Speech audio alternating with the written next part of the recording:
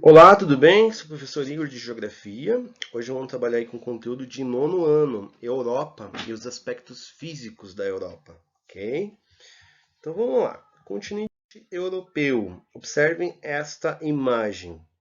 Esta imagem ela é proporcional ao clima, ao relevo e à vegetação da Europa. Então você vai ter a presença de vales verde e exuberante. Vamos ter a presença de vegetação de relevo consideravelmente alto, topograficamente alto. Vamos ter planaltos antigos, vamos ter dobramentos modernos, vamos ter regiões de planícies, enfim, vamos ter de tudo um pouco. Vamos ter bacias hidrográficas bem distribuídas, rios importantes bem distribuídos, enfim. Então vamos lá, vamos começar.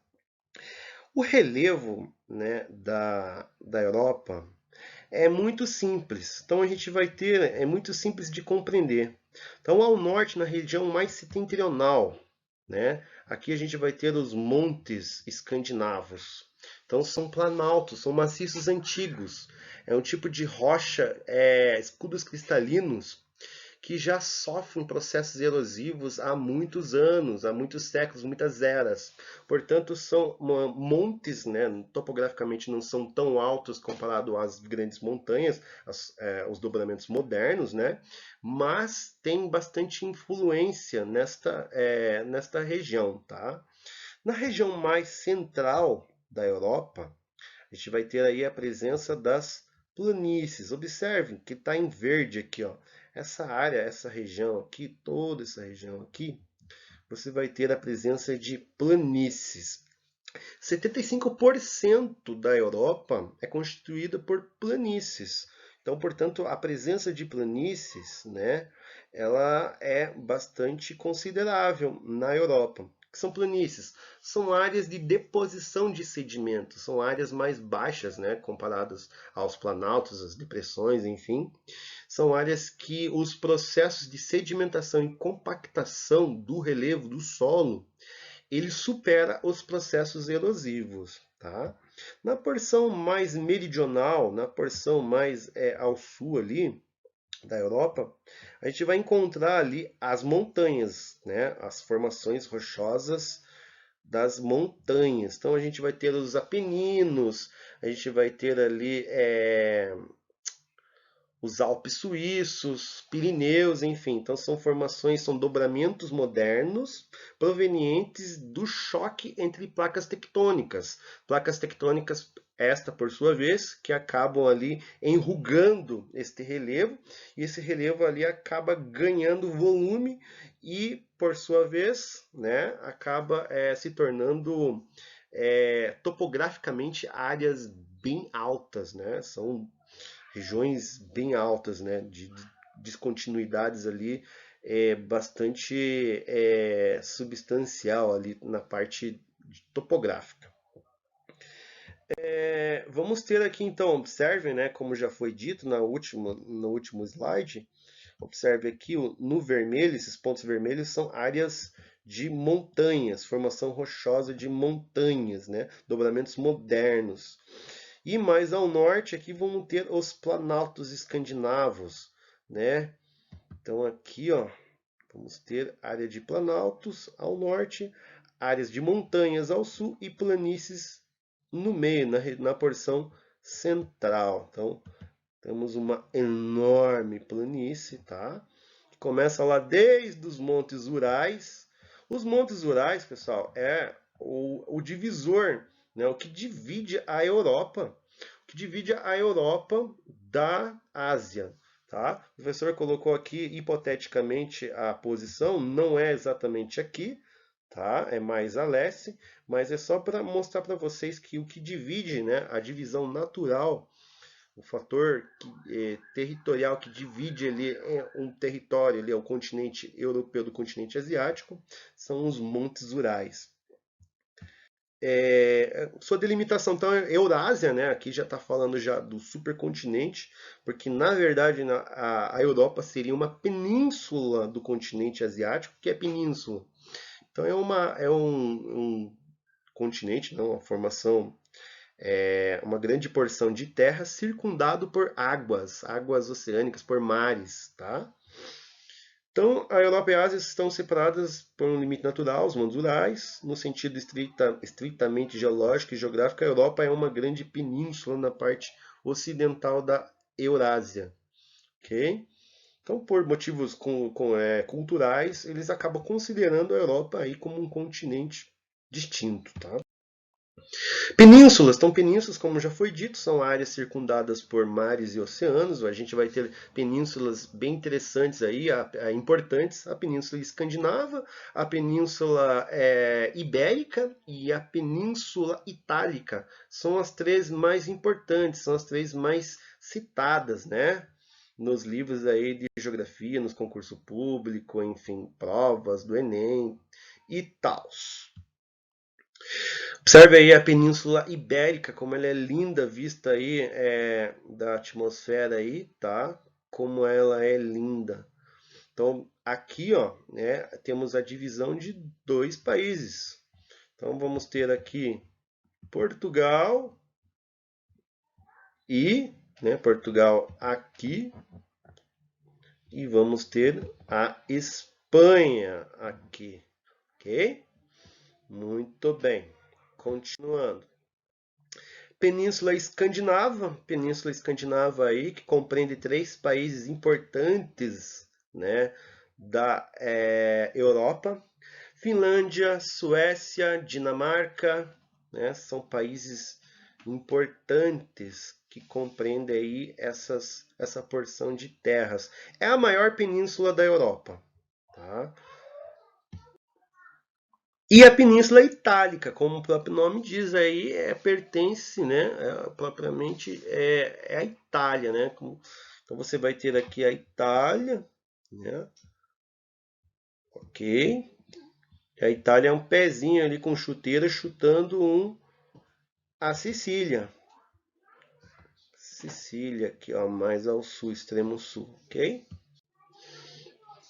Aspectos físicos do relevo europeu. Então, aspectos físicos da Europa. Caracterizado por predomínio de planícies de baixas altitudes, com exceção apenas dos Alpes escandinavos na porção setentrional. Tá? Já foi dito, né? Então, ao sudeste ali a gente vai ter os Alpes, algumas regiões nos Balcãs e na Península Ibérica, na porção meridional do continente. Eu não vou ler tudo isso daqui, tá? Eu vou resumir, tá? Então, resumidamente, na porção mais ao norte, presença dos planaltos, na região central as planícies e na região mais meridional ali a presença de formações recentes, né? Formações, ou seja, montanhas que estão ainda em processo de formação, então um relevo que ainda está em formação por conta do contato, né, do choque dessas placas tectônicas, a gente vai ter ali os dobramentos modernos. Então, aqui um mapa físico da Europa, eu achei bastante interessante esse mapa, porque mostra bem aqui, né, as montanhas, aqui os Alpes. Então a gente vai ter os Cárpatos aqui nessa região mais a leste, mais oriental aqui da Europa. Enfim, achei bem interessante esse mapa aqui, que ele mostra a topografia de uma forma bem viva, né? Então, relevo da Europa, no norte da Europa predomina os maciços antigos. Isso aqui é uma repetição, é só para o aluno, conforme ele massificar mesmo o conhecimento, né? Então, a repetência leva à perfeição. Extensão territorial da Europa. Então, a Europa é o segundo menor continente do mundo, só perde para a Oceania. A Oceania é menor que a Europa, só. Então, é considerado aí um continente pequeno, né, comparado aí com a Ásia, com a América, enfim, com a África. Então, a hidrografia da Europa não tem muito o que dizer, porque na verdade o que leva mais em consideração ali, o que leva né, na parte geológica, geográfica, são a importância dos rios, né? São rios extensos, são rios caudalosos, são rios de planície, então eles são bons para navegação. E você encontra também rios de planalto, que são rios que interessantes, né, no fornecimento de energia, né? São rios aí, como é que eu posso dizer? Que tem saltos, né? E aí acaba fazendo com que a vazão das águas seja maior e mais exerça maior pressão, né? Isso aí é muito utilizado aí na produção de energia com as usinas hidrelétricas. Vamos ter também importantes rios, o principal deles, né, é o maior, né, o rio Volga, com 3.688 quilômetros, é o maior da Europa, ele nasce a noroeste de Moscou e deságua no Mar do Cáspio. O rio Danúbio, ele é muito importante na questão comercial, né? Ele favorece a navegação e ele atravessa aí por muitos países ali naquela porção central ali da Europa, tá? E esse rio possui 2.850 quilômetros de extensão e deságua no Mar Negro. E temos o mais importante deles, para mim, no meu ponto de vista, que é o rio Reno. Economicamente, o mais importante da Europa, ele nasce nos Alpes Suíços e deságua no Mar do Norte, ou seja, ele atravessa muitos países. Mais uma imagem aí, tá? Do continente europeu. O rio Volga, tá? O maior rio do continente europeu, ele é muito bonito. O rio Danúbio, tá? Importante aí para o comércio e para o escoamento da produção europeia entre regiões e sub-regiões, enfim. O rio Reno, esse rio aqui também, para mim, no meu ponto de vista, ele é o mais importante, porque ele é um rio de planície. E ele facilmente você consegue escoar a produção e atravessar o continente, né, utilizando esse leito desse rio aí. Clima da Europa. Na maioria das áreas da Europa, você vai ter ali 4 estações bem definidas. Por quê? Porque a Europa está situada, sua posição ali, latitudinal, ali no hemisfério norte, está numa porção subtropical. Ou seja, então você vai ter ali a presença ali de clima quente e clima frio, dependendo da estação do ano, ok? Então aqui da porção mais ao norte ali, no extremo norte da Europa, você vai encontrar o clima subpolar. Na porção central do continente, o temperado oceânico, e também você encontra o clima temperado continental. Pessoal, eu vou tentar explicar isso aqui para vocês, em vez de eu ficar lendo. A gente vai ter o continente europeu ali, tá? A parte mais próxima do oceano, ali do mar do Mediterrâneo e também do Atlântico, a gente vai ter a influência da maritimidade. Então a maritimidade, né, através das correntes também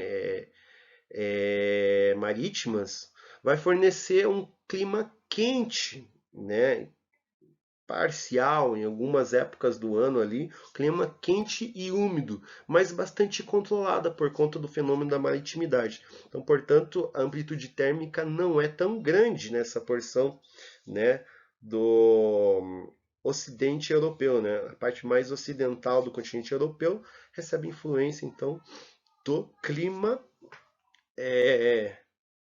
Se eu pegar aqui minha colinha, do clima oceânico temperado, tá? Já na porção mais a leste, mais próxima, mais dentro do continente, a gente vai ter o clima temperado continental.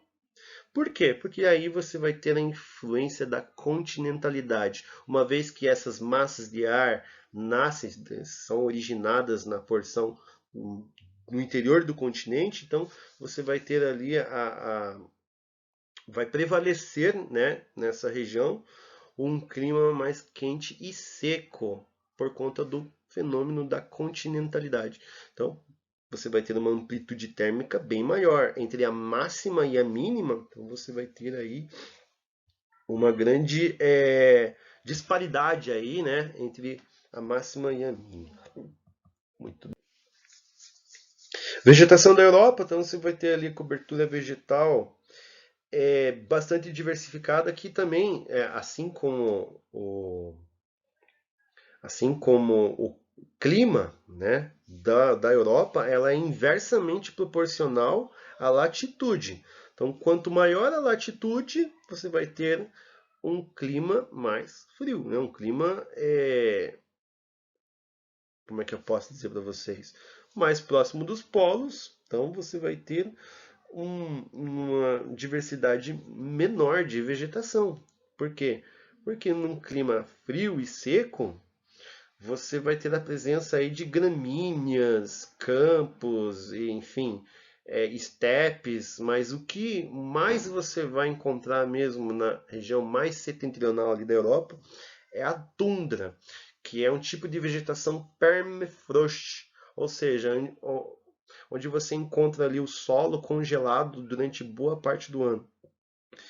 E mais ao sul, próximo ali do Mediterrâneo, você vai encontrar a floresta mediterrânea. Então você vai ter ali um inverno, um verão quente e seco e um inverno frio e úmido, tá? Isso daí são as características da floresta mediterrânea. Você vai encontrar em toda a porção sul da Europa esse tipo de floresta.